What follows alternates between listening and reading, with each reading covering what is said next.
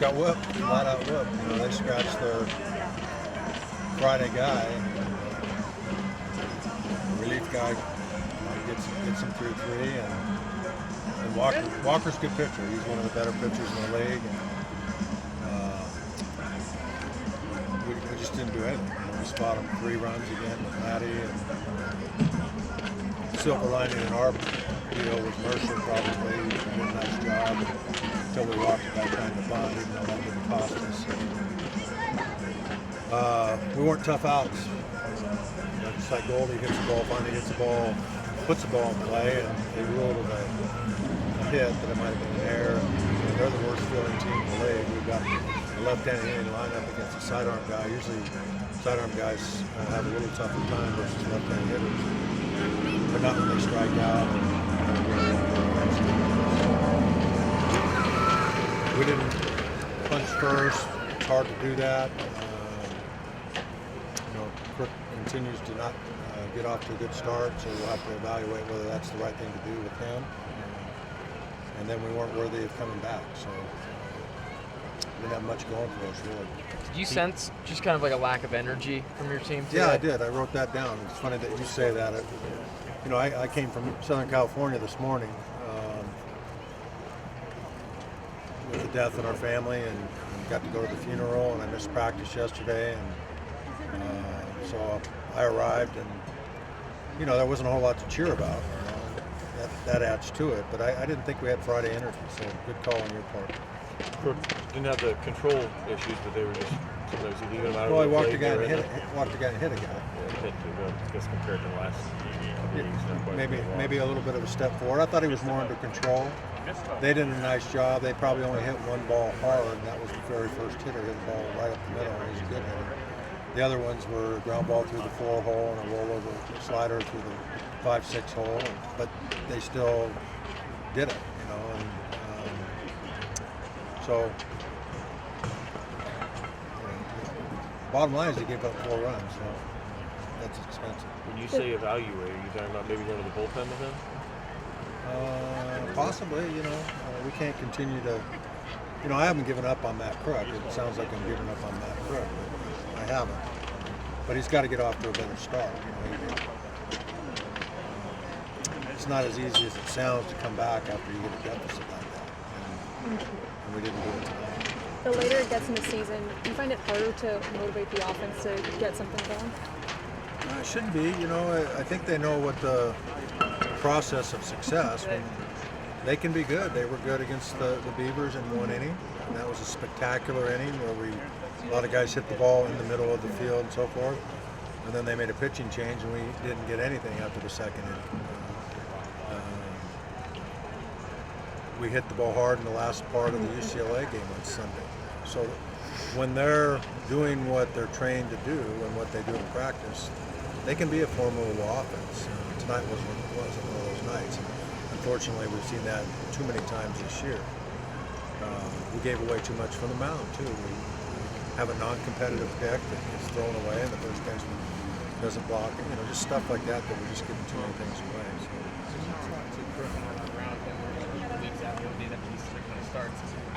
How much do you sense mental and physical is a little bit? Just try to get out of this funk? Yeah, I think it's become a mental issue with Matty, and he's addressing it like no other guy I've ever had. He constantly wants to throw and get his rhythm and get the feel between myself and the other guys that are working with the pitchers, trying to help him through it. He was exaggerated at UCLA with his breath and his rhythm and his tempo and fighting. You know, it's like being in a fist fight and just throwing blows. Tonight he was more under control, like Steve said. And it's unfortunate, you know, I looked at the guy Charton, looked at Urban Charton next to him. It's like, the guy can't catch a break, you know. It's like if he walks a guy or hits a guy, you know, one of those ground balls could have been a double play.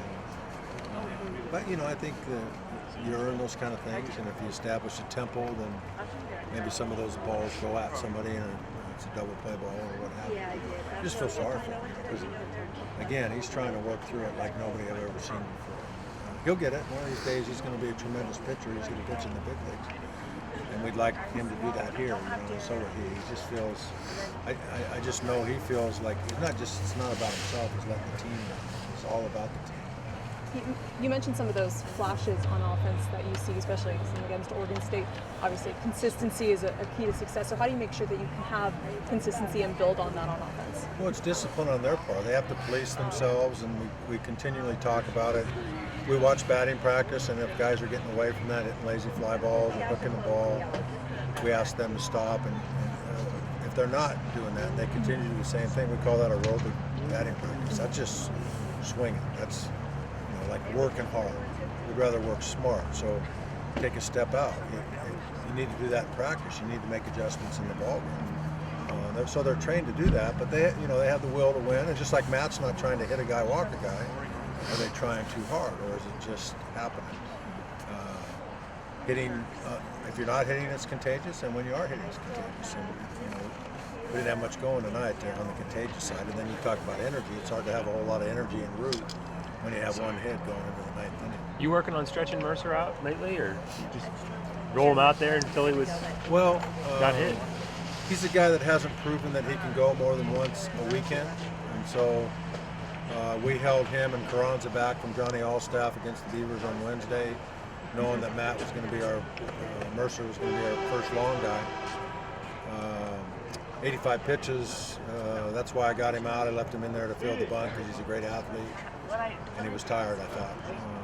And he actually got better as the game went along. I thought his location was terrible early, and he got outs with it, but he wasn't commanding the ball. He was missing on the other side of the plate. He didn't have his breaking ball. He's a one-pitch pitcher, basically. But he settled in pretty nicely. I thought he pitched pretty well after his first inning and about the first 5 outs, I think.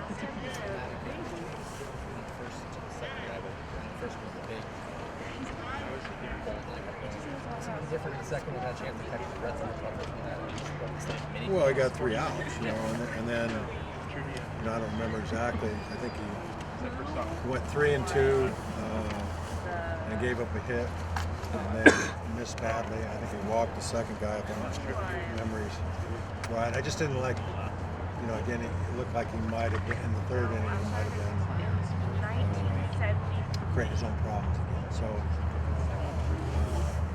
Short hook or not, or maybe he settles in, but that's kind of what happens to as a coach. You start to lose a little bit of trust. I guess it's fair to say that's what I did. Since he's applying the pressure on himself, he's not. You guys have good hands. You got the stretch coming up in a month. Is that also something that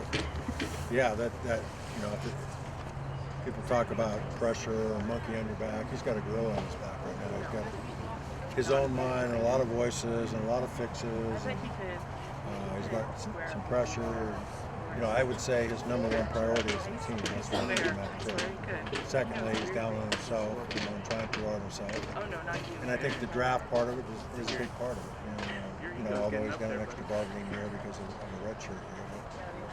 But, I think it's big. The draft's a big part of any college athlete's life when they're draft eligible. Yeah, I think all our guys, whether it's Mitch Carricker or the entire staff or the older guys, and I think they're leaning on each other. It's no secret our starting pitching hasn't been money in the bank, and they feel like they're letting the team down. I spoke to all of you and said this could potentially be one of the best staffs in the country. We're not even the best staff in the conference, so I hold myself accountable. I can easily point my finger at them, but they're too gifted to not be more effective than what we've been recently. It doesn't mean they have to throw shutouts, but they've got good stuff. They're just not pitching confidence and command and rhythm and tempo and all those things that good pitchers do. Coach, back to this series, is there any extra pressure at all associated with playing like a bottom dweller, so to say, in Washington State? No, we just let one of the 15 games that were available. The blessing is that we're in the race as much as we fumbled last weekend. Had some good momentum in USC and then fumbled at UCLA, not taking anything away from Coach Savage's team, but getting swept is a tough pill to swallow. And then looking up and you're still in the race, you're 2 games out, and now we have 15 left. And I can assure you, I didn't go out there to start the day and go, we're playing the last place team, we need to sweep these guys. You recall they beat the Beavers 2 out of 3. It was in their own park. So There's good athletes there. Any team in the Pac-12 conference can beat anybody. I think that's why we're in the race, quite frankly. And so I just didn't like their energy. I didn't like their intent. We didn't play very well, and that happens. But attitude is controllable. I didn't like their energy tonight. So we'll discuss that and see if we can have a bounce back effort.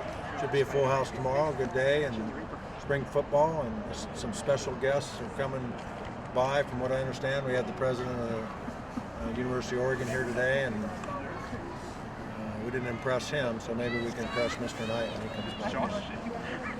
Anything in particular you want to focus on tomorrow's game? In tomorrow's game? Just playing better. That's overstating the obvious. Hopefully Cole will get us off to a good start.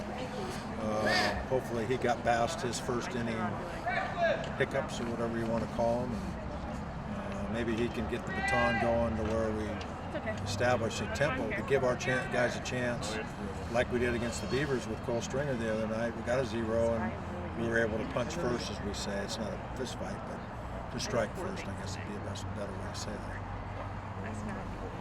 Thanks, George. All right, Thank you. thanks.